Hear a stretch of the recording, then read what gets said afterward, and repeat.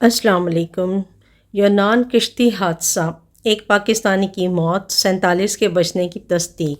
یونان میں پاکستانی سفارت خانے میں سیل قائم کر دیا گیا ہے۔ وزیر اعظم شہباز شریف کی ہدایت پر یونان میں پاکستانی سفارت خانے میں خصوصی سیل قائم کر دیا گیا۔ ریسکیو کیے گئے افراد اور ان کے گھر والوں کے درمیان رابطوں کی کوشش جاری ہے اور اس حوالے سے فہرست جاری کر دی گئی ہے۔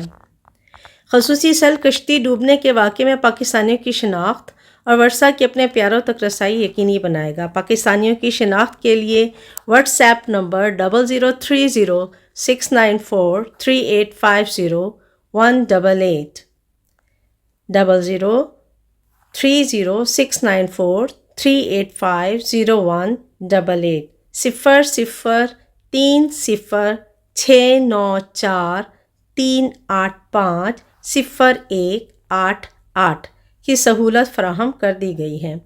وزارت خارجہ نے یونان کے قریب کشتی حادثے کے بعد بچ جانے والے 47 پاکستانیوں کی فہرست بھی جاری کر دی ہے۔